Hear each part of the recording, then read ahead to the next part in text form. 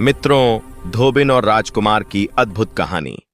आज हम आपको सुनाने जा रहे हैं एक ऐसी अजब कहानी जिसे सुनकर आपका दिल धड़कने लगेगा और आंखें नहीं हटेंगी। एक राजा का पुत्र जिसकी बुद्धिमत्ता और शौर्य पूरे राज्य में मशहूर थे, लेकिन एक दिन अचानक एक धोबी की लड़की उसे नजर आई। उस लड़की का चेहरा ऐसा था कि देखते ही उसकी नींद, चैन और हर ख्वाहिश बदल गई। लेकिन यही शुरुआत थी, क्योंकि यह लड़की केवल एक आम धोबी की बेटी नहीं थी।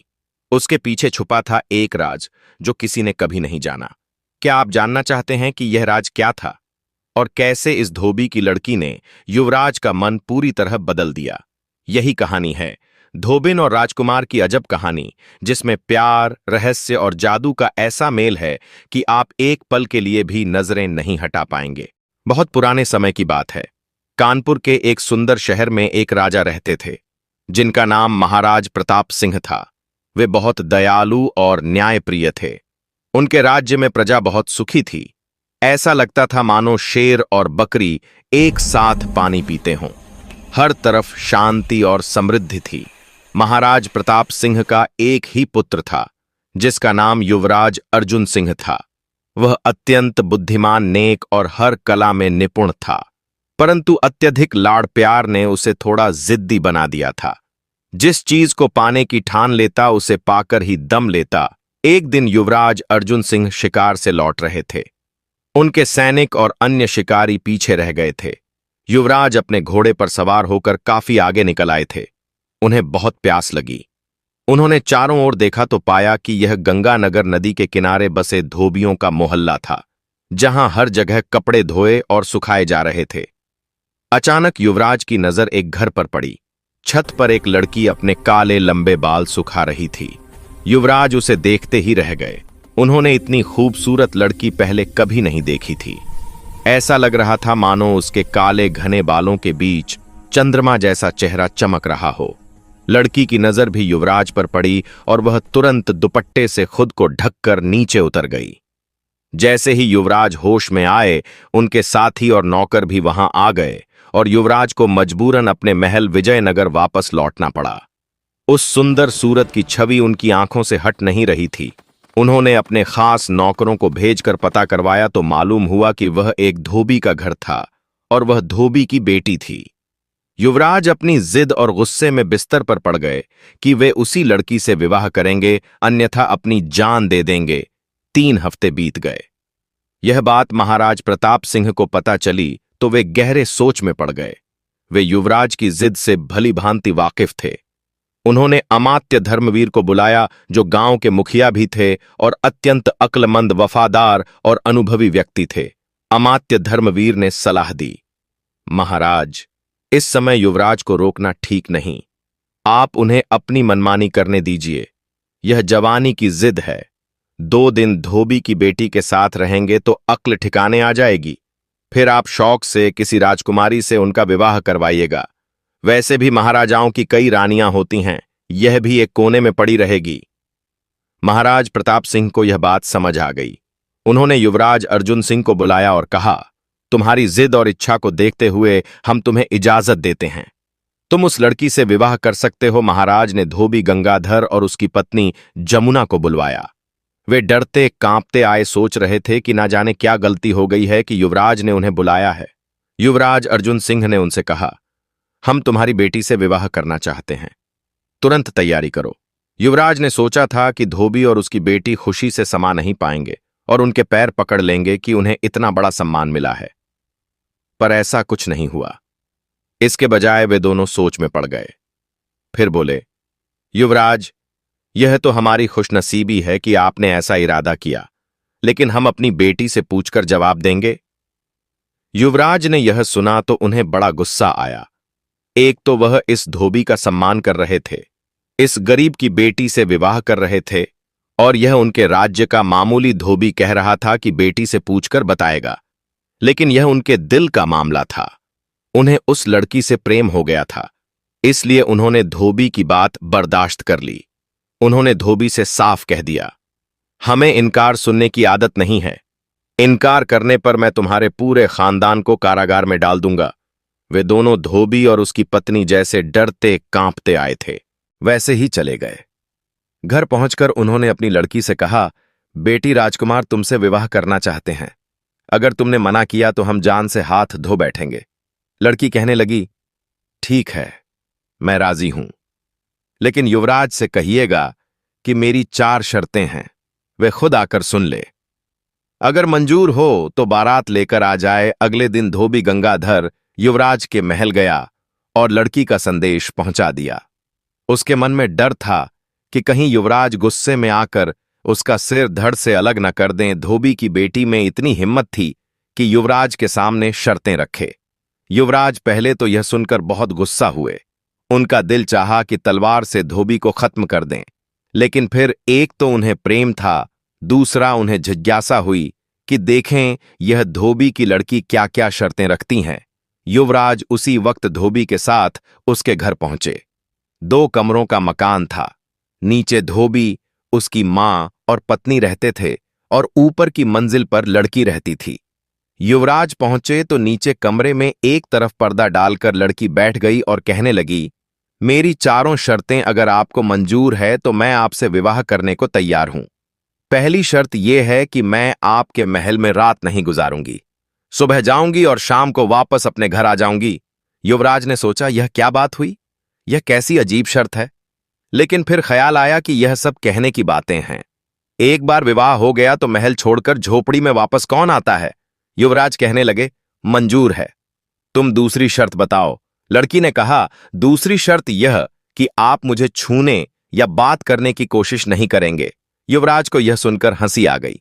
विवाह है कि मजाक है? उन्होंने सोचा, सब कुछ हो जाए, बाद में देख लूंगा। कहने लगे, चलो यह भी मंजूर है। लड़की ने कहा, मैं आपके महल का पानी तक नहीं पीऊंगी। युवराज ने सोचा, यह भी बकवास है। जब दिन भर रहेगी तो कैसे मुमकिन है कि खाएं और ना पिएं? उन्होंने जवाब दिया, मुझे यह भी मंजूर है।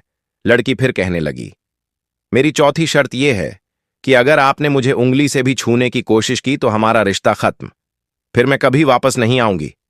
युवराज ने सोचा, यह बड़ी अजीब लड़की है, कैसी बदतमीज है। एक बार विवाह हो जाए तो सारी शर्तें धरी की धरी रह जाएंगी। उन्होंने कहा, मुझे तुम्हारी सारी शर्तें मंजूर हैं। लड़की ने कहा, अगर आपको शर्तें मंजूर हैं तो फिर आप बारात ले आइए। लड़की नहीं चाहती थी कि उसकी वजह से धोबी किसी मुसीबत में पड़े। युवराज 2-4 मित्रों को साथ लेकर उसे ब्याहने चले और फेरे पड़वाकर दुल्हन को महल में ले आए। बहू ने सुंदर साड़ी पहन रखी थी और बड़ा सा घूंघट निकाल रखा था, जिसमें उसका चेहरा पूरी तरह छुप गया। पता ही नहीं चल रहा था कि नई बहू बनकर महल में आई है। महाराज और महारानी तो वैसे भी शामिल नहीं हुए थे। बस युवराज की खास दासी लीलावती थी। वहीं हाथ बांधे खड़ी रही कि कोई हुक्म हो तो पूरा कर दे। शाम हुई तो दासी लीलावती ने आकर बताया कि गाड़ी लग गई है। बहू उठी और सीधे गाड़ी में जाकर बैठ गई। अगले दिन सुबह उन्हीं कपड़ों में इसी तरह लिपटी हुई आई और उसी कुर्सी पर बैठ गई। दिन भर ना कुछ खाया, ना पिया, ना हिली जुली, पत्थर की मूर्ति की तरह बैठी रही और शाम को वापस चली गई। 1 दिन, 2 दिन, 3 दिन, पूरे 6 महीने हो गए। उसके रोज के काम में कोई फर्क नहीं आया जैसा युवराज ने सोचा था। ऐसा कुछ भी नहीं हुआ और युवराज अपनी शर्तों से बंधे हुए थे। जिस चेहरे को देखकर उन्होंने अपनी नींद और चैन त्याग दिया था, उस चेहरे की एक झलक तक देखने को नहीं मिली। दरबार में लोग अलग अलग बातें बनाने लगे। महाराज और महारानी सब परेशान हो गए। एक दिन महाराज प्रताप सिंह ने धोबी गंगाधर को बुलाया और कहा, तुम अपनी बेटी को समझाते क्यों नहीं? अब वो हमारी बहू है, उसे महल में रहना चाहिए। इस तरह रोज रात को चले जाना अच्छा नहीं लगता। लोग बातें बनाते हैं। धोबी गंगाधर हाथ जोड़कर बोला, महाराज की जय हो। सच बात यह है कि वह हमारी बेटी है ही नहीं। एक दिन हमारे घर पर आई और बोली, इस दुनिया में मेरा कोई नहीं, मुझे अपनी बेटी बनाकर अपने घर में रख लो। हमारी कोई औलाद नहीं थी। मेरी पत्नी को उसकी सुंदर सूरत भाई। हमने उसे घर में रखा। हमारे घर में ऊपर रहने लगी। हमसे उसने उसके बाद कोई वास्ता ही नहीं रखा। कहाँ खाती पीती है, क्या करती है, हम कुछ नहीं जानते। कभी कभी मेरी पत्नी के पास आकर बैठ जाती है, उसे मां कहती है। वह बेचारी इसी में खुश रहती है। उसने हमें कसम दे रखी थी, तो हम चुप रह गए। जैसा उसने कहा वैसा ही हमने किया।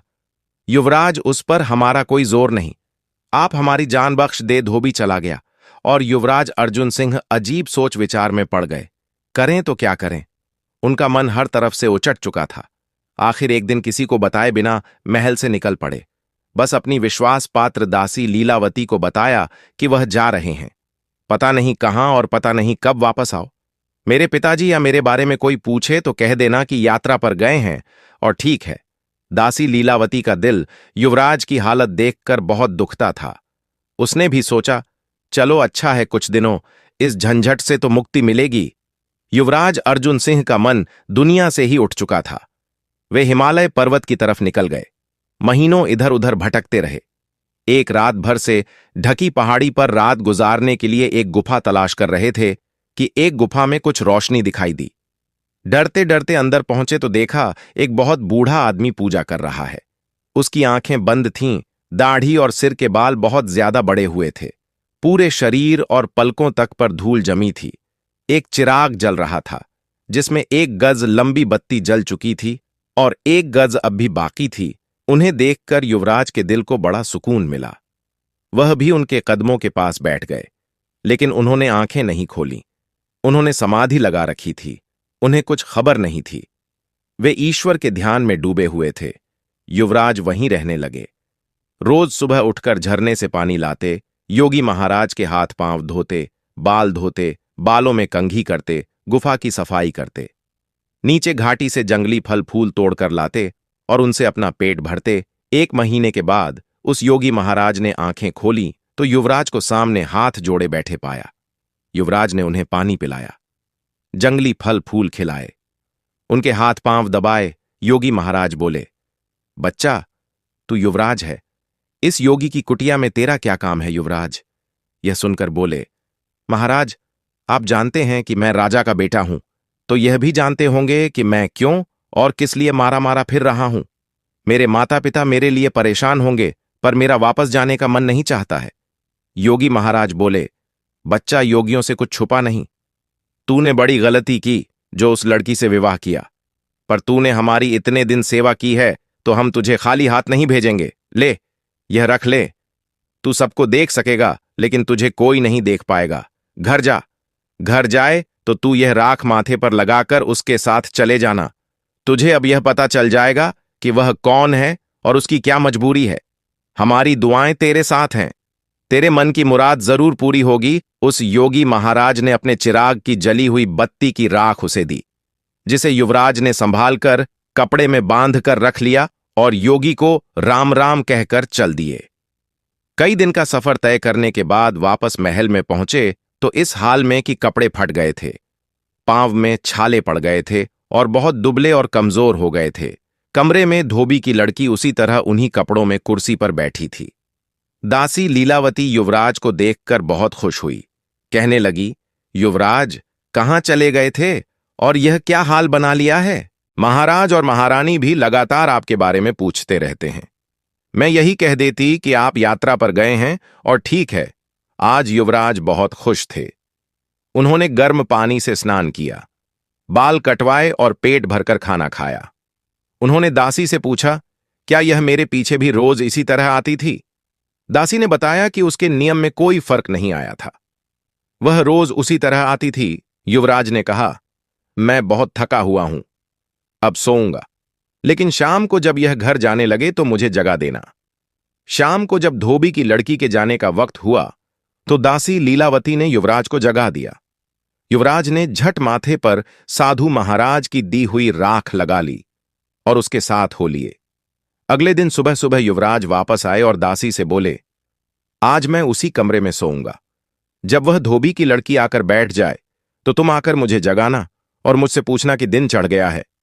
मैं उठता क्यों नहीं हूं? मैं जो ना बताना चाहूं उसे भी जिद करके पूछना। दासी लीलावती समझदार थी, समझ गई कि युवराज का क्या मतलब है।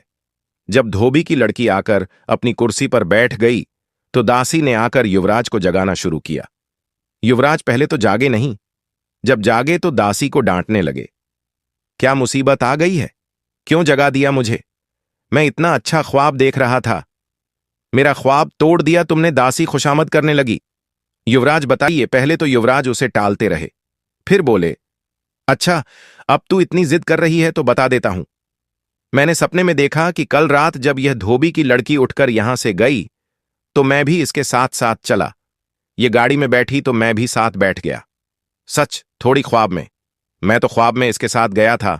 दासी ने फिर पूछा, अच्छा, तो फिर क्या हुआ? युवराज कहने लगे, आखिर क्या हुआ? मैं जोर जोर से घोड़ा गाड़ी हिला रहा था और यह गाड़ीवान को डांट रही थी कि आज ये कैसे गाड़ी चला रहे हो। गाड़ीवान बेचारा बोला, राजकुमारी, मैं तो रोज ऐसे ही चलाता हूं। खैर, जैसे ही धोबी का घर आ गया। यह धोबी की लड़की धोबी गंगाधर और जमुना के पास तो नहीं, सीधे चढ़कर ऊपर पहुंच गई। मैं इसके साथ कमरे में आ गया। क्या सजा हुआ कमरा था? लगता ही नहीं था कि यह धोबी का घर है। सोने चांदी का कालीन बिछा हुआ था, सोने चांदी की कुर्सी रखी थी। राजा के महल से भी ज्यादा खूबसूरती से सजा वो कमरा था। मैं भी कुर्सी पर बैठ गया। दासी पूछने लगी, आप और इनके कमरे में बैठकर कैसी बातें करते हैं? युवराज बोला, अरे सच थोड़ी, यह तो सपने में था। दासी ने फिर पूछा, अच्छा बताइए, फिर क्या हुआ आपके सपने में? युवराज बोला, होना क्या था? इस धोबी की लड़की ने यह साड़ी जो साल भर से पहनकर आ रही थी, ऐसे उतार कर फेंकी जैसे किसी भिखारी की साड़ी हो और अपनी नौकरानी को देने लगी कि बाथरूम तैयार है। दासी ने जवाब दिया, हां राजकुमारी, गर्म पानी तैयार है। यह बाथरूम में घुस गई तो मैं भी इसके साथ ही। दासी फिर बोली, युवराज, आप इनके साथ बाथरूम में घुस गए, क्यों बेवकूफ बनाते हैं? युवराज बोला, ऐसा कहीं हो सकता है? तू तो सब कुछ सच समझ जाती है। मैं तो ख्वाब की बात कर रहा था। चल, अब नहीं सुनाता तुझे ख्वाब। युवराज रोकने लगे तो दासी ने कान पकड़े और बोली, युवराज सुनाइए, अब नहीं बोलूंगी बीच में। युवराज ने कहना शुरू किया, बस फिर क्या था, इसने नहाना शुरू किया। मैंने सोचा, चलो बहुत दिन से अच्छा स्नान नहीं किया, मैं भी नहा लूं। ये एक कटोरा भरकर पानी डालती, मैं 4 कटोरे डाल लेता। इसके शरीर का साबुन भी नहीं छूटा था कि पानी खत्म हो गया। इसने अपनी नौकरानी को आवाज लगाई, आज पानी इतना कम क्यों रखा है? नौकरानी ने कहा, राजकुमारी, मैंने उतना ही पानी रखा है जितना रोज रखती हूं, कम हो तो आप और ले लीजिए। वह एक और बाल्टी ले आई, वह भी मैंने खत्म कर डाली। फिर तीसरी बार इसने पानी मंगवाया। जैसे तैसे यह बाथरूम से निकली। इसी समय नौकरानी को आवाज लगाई, तुरंत खाना लगाओ, बहुत भूख लगी है। सारा दिन भूखा प्यासा बैठना पड़ा। नौकरानी छत पर गई और आसमान की तरफ हाथ करके खड़ी हो गई। आसमान से एक थाल उतरा जिसमें सोने चांदी के बर्तनों में दुनिया भर के मजेदार पकवान रखे थे। नौकरानी ने अपने लिए थोड़ा खाना निकाला और बाकी थाल लाकर इसके सामने रख दिया। मैंने सोचा, लाओ, आज मैं भी इसके साथ खाना खा लूं। कितने दिनों से जंगल जंगल घूमते अच्छा खाना नहीं मिला था। ऐसा मजेदार खाना कि क्या बताऊं। एक निवाला यह खाती और 4 निवाले में खा जाता। इसका पेट भी नहीं भरा और खाना खत्म हो गया। इसने फिर नौकरानी को डांट खिलाई कि दासी, क्या बात है, आज तू कर क्या रही है? इतना सारा खाना रखा है। मैं भूखी रह गई। नौकरानी बेचारी हैरान थी। बोली, राजकुमारी, मैंने उतना ही खाना आपके लिए निकाला था जितना रोज निकालती हूं। लीजिए, आप मेरे हिस्से का भी ले लें, लेकिन आज कुछ गड़बड़ जरूर लगती है। युवराज ने आपसे बातचीत तो नहीं की? इस पर यह धोबी की लड़की अपनी नौकरानी को डांटने लगी कि तेरी हिम्मत कैसे हुई ऐसी बात कहने की? वो तो मुझे कभी छू भी नहीं सकता। सुनो, तूने इस धोबी की लड़की ने मेरे बारे में ऐसा कहा, मुझे भी गुस्सा आ गया। बाकी खाना भी यह थोड़ा सा ही खा पाई और मैं सब खा गया। ये भूखी रह गई, लेकिन मन ही मन हैरान हो रही थी कि मामला क्या है। फिर आसमान से इसके लिए कपड़े आए। इसने कपड़े बदले। नौकरानी ने इसका मेकअप किया, बाल में मोती गूंथे। बस क्या था, क्या बताऊं, क्या लग रही थी यह धोबी की लड़की जो यहां इस मैली साड़ी में आकर बैठ गई। सवर कर यह आकर छत पर खड़ी हो गई। रात के करीब आसमान से तख्ता कर उड़ने वाला सिंहासन उतरा और यह उस पर बैठ गई। मैंने सोचा, यह तो कुछ भी नहीं हुआ। मैं भी तख्त का पाया पकड़कर लटक गया। इतना कहकर युवराज रुक गए। दासी ने इशारा किया कि धोबी की लड़की ने थोड़ा सा मुंह उनकी तरफ फेर लिया। दासी पूछने लगी, युवराज फिर क्या हुआ? युवराज बोला, बस ख्वाब खत्म हो गया। दासी जिद करने लगी, युवराज सुनाइए, ऐसा अधूरा ख्वाब थोड़ी हो सकता है, बताइए फिर क्या हुआ? युवराज पहले तो तालमटोल करते रहे, फिर बोले, फिर वह तख्त ऊपर ही ऊपर उठता हुआ चांद तारों से भी ऊपर उड़ते उड़ते अमरावती नगरी में पहुंच गया। वहां देवराज इंद्र का दरबार सजा हुआ था। एक से बढ़कर एक खूबसूरत अप्सराएं बैठी थीं। यह पहुंची तो सबने उठकर जैसे यह कोई राजकुमारी हो। यह धोबी की लड़की वहां अप्सराओं की रानी थी। सबसे आखिर में इसके नाचने की बारी आई। यह नाचने खड़ी हुई तो मैंने सोचा, अगर आज मैंने इसके नाच पर थाप नहीं दी तो कुछ नहीं किया। मैंने तबला वादक से कहा, लाओ भैया, तुम थक गए होंगे, थोड़ा आराम कर लो, मैं तबला बजाता हूं। तबला बजाने वाले बेचारे को कोई नजर नहीं आया, लेकिन वह वाकई थक गया था। तबला छोड़कर बैठकर झूमने लगा। मैंने वह तबला बजाया और मेरी थाप पर यह ऐसा नाची कि समा बंध गया। देवराज इंद्र ने खुश होकर अपना रेशमी रुमाल इसे इनाम में दिया। इसने झुककर रुमाल लिया, सबको दिखाया और तबला बजाने वाले की तरफ चल दिया। मैंने जल्दी से लेकर जेब में रख लिया। इतना कहकर युवराज रुके। धोबी की लड़की अब पूरी तरह उनकी तरफ घूम चुकी थी। युवराज बोले, हम भी तो देखें वो रुमाल कैसा है। दासी ने कहा। युवराज बनावटी गुस्से से बोला, तू बहुत जिद्दी है, मानती नहीं ना। हां, यही तो था, पता नहीं मेरी जेब में कहां से आ गया। धोबी की लड़की का दुपट्टा छोटा हो गया। वह पूरी तरह उनकी तरफ मुड़ चुकी थी। दासी ने फिर से कहा, सुनाइए युवराज, फिर क्या हुआ। युवराज कहने लगे, होना क्या था। देवराज इंद्र ने इससे दोबारा नाच करने की फरमाइश की। मैंने फिर ढोल संभाला। जितना अच्छा मैंने ढोल बजाया, यह उतना ही अच्छा नाचती रही। देवराज इंद्र ने खुश होकर अपनी अंगूठी इनाम में दी। इसने झुककर उनके पांव छुए, सबको अंगूठी दिखाई और फिर तबला बजाने वाले के पास डाल दी। वह भी मैंने उठाकर जेब में रख ली। दासी फिर जिद करने लगी, दिखाइए युवराज, हमें भी दिखाइए। वह कैसी अंगूठी थी। युवराज बोले, दासी तो बेवकूफ है। अब एक चीज सही हो गई तो इत्तेफाक से इसका यह मतलब नहीं कि सब बातें निकल ही लीं। दासी ने युवराज की दूसरी जेब में हाथ डालकर अंगूठी निकालते हुए पूछा, क्या यही अंगूठी है। युवराज बोला, अरे हां, यही तो थी, लेकिन मेरी जेब में कहां से आ गई। दासी ने इशारा किया। धोबी की लड़की का घूंघट ऊपर उठ चुका था, लेकिन युवराज और दासी ऐसे दिखा रहे थे जैसे उन्होंने देखा ही नहीं। दासी ने पूछा, आखिर क्या हुआ युवराज। फिर युवराज बोला, मैंने भी ऐसा तबला बजाया कि जान लड़ा दी, और यह भी ऐसा नाची कि जिसका जवाब पूरे अमरावती नगरी में नहीं था। नाच खत्म हुआ तो देवराज इंद्र उठ खड़े हुए। देवराज इंद्र दरबार से उठकर गए और यह भी भागकर उड़ान खटोली पर बैठी। जल्दी में अपना ही इनाम तबला बजाने वाले से नहीं सोचा होगा कि कल ले लेगी।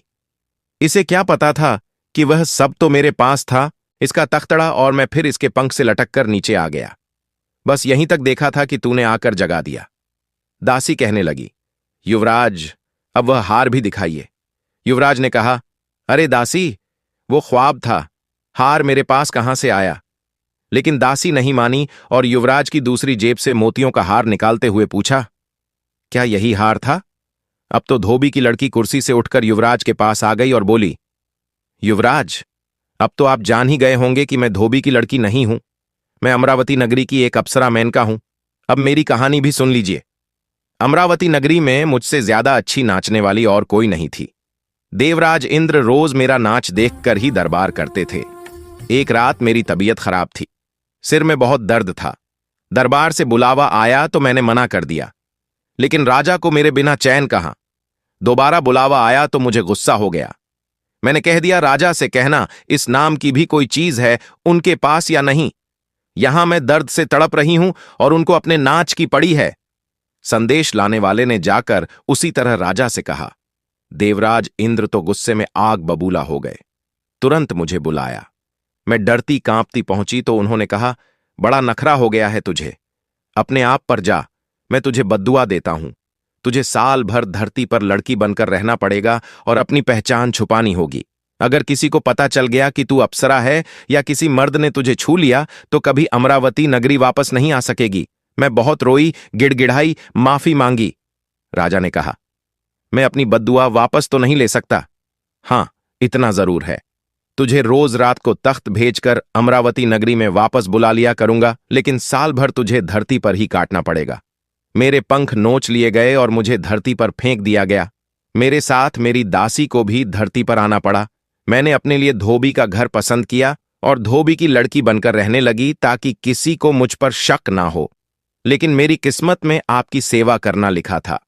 कल मेरी सजा का 1 साल पूरा होने वाला था।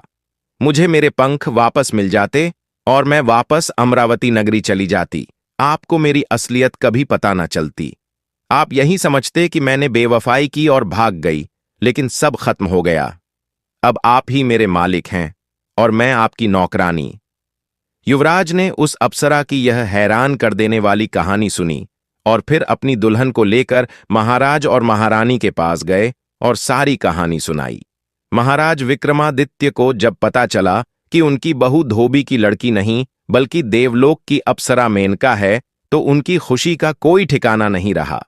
उन्होंने धूमधाम से बेटे युवराज, सूर्यकांत और अप्सरा मेनका का विवाह फिर से किया और खूब खुशियां मनाई। दोस्तों, यह कहानी अब यहीं पर समाप्त होती है, लेकिन युवराज और धोबिन की कहानी यह भी बताती है कि प्रेम में जिद और अपनापन होना चाहिए, लेकिन साथ ही धैर्य, सम्मान और भरोसे की भी आवश्यकता है।